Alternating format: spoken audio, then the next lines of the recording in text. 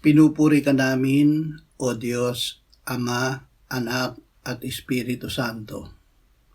Salamat, Ama, na ibinigay mo sa amin si Jesus na iyong anak na namatay para sa aming kasalanan, iyong muling binuhay, iniakyat at iniluklok sa iyong kanan sa langit.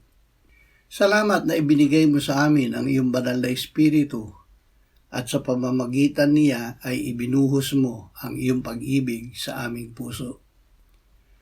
Ama, binibitiwan namin ang sariling kontrol sa aming buhay at ipinagkakatiwala namin ito sa iyo.